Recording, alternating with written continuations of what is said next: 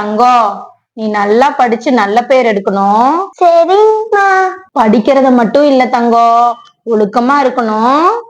சரிம்மா.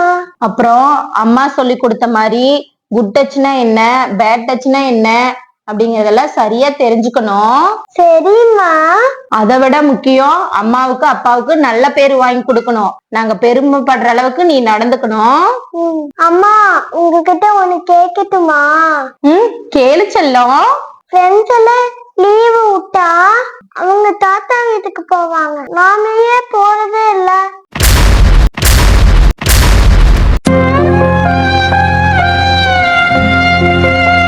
இப்ப நீ பேசுறதும் செய்யறது சரின்னு உனக்கு படுது. ஆனா நாளைக்கு உனக்கு ஒரு குழந்தை பிறந்து அந்த குழந்தை முன்னாடி நீ உட்காந்து பேசும்போதுதான் தெரியும் இன்னைக்கு நீ செஞ்சது எவ்வளவு பெரிய கேவலமான செயல். அப்ப தெரியுது அப்பனோட வழியும் ஆயாவோட வழி என்னன்னு. இந்த ஊர்லயே நல்லா கௌரவமா வாழ்ந்த குடும்பமா நம்ம குடும்பம். எந்த வீட்டுல பொண்ணுங்க பிரச்சனைனாலும் நான் தான் போய் தீர்த்து வைப்பேன். ஆனா என் வீட்டு பொண்ணு நீயே இந்த தப்ப பண்ணினா நான் எப்படிமா ஊருக்குள்ள தலை நிமிர்ந்து நடக்கிறது? அடுத்தவனுக்காகலாம் நான் வாழ முடியாது. நான் அவரைத்தான் கல்யாணம் பண்ணிக்குவேன். நீ அந்த தப்ப பண்ணிட்டீனா நாங்க தற்கொலை பண்ற தவிர வேற வழி இல்லம்மா. இந்த மாதிரி மிரட்டுற மாதிரி எல்லாம் நடிக்காதீங்க. நான் அவரைத்தான் கல்யாணம் பண்ணுவேன்.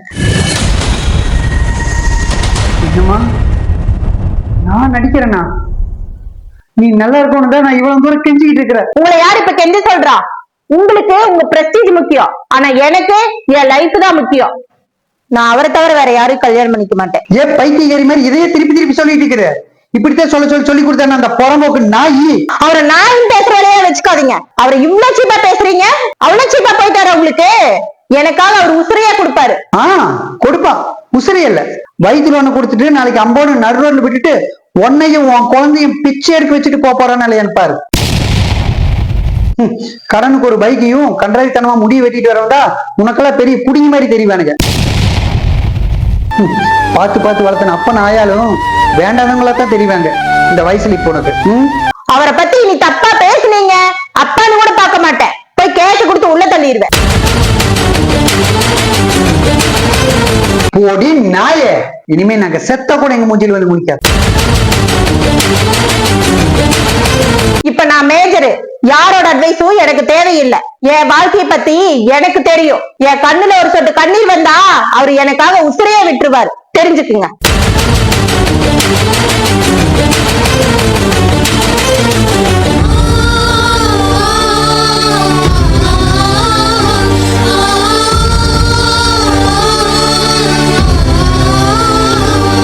சினிமாவில எல்லாம் இந்த கேடு கெட்ட காதல புனிதமா காட்டியும் பொண்ணுகளை ஆசையோடையும் கனவுகளோடையும் வளர்த்துற அப்பாவை எல்லாம் வில்லனா காட்டுறதுனாலதான் இன்னைக்கு சமுதாயமே சீரழிஞ்சு போச்சு.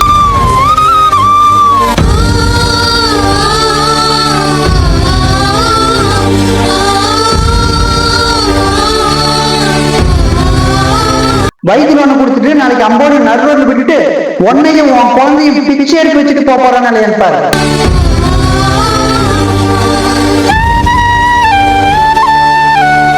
என்ன மன்னிச்சிடுங்கப்பா. நீங்க சொன்ன மாதிரியே என்னையும் குழந்தையும் நடுரோட்ல விட்டுட்டு போயிட்டாருப்பா. பெண் பிள்ளைகளை வைத்திருக்கும் ஒவ்வொரு தந்தையும் வயிற்றில் நெருப்பை கட்டிக்கொண்டு வாழ்கிற சூழ்நிலை இன்றைய காலம். ஒவ்வொரு பெண் குழந்தைகளும் தனக்குத்தானே வேலி அமைத்துக் கொண்டால் மட்டுமே இந்த நிலை மாறும். பெற்றோரை மீறிய காதல் படுகொலியே ஒவ்வொரு பெண்களுக்கும்.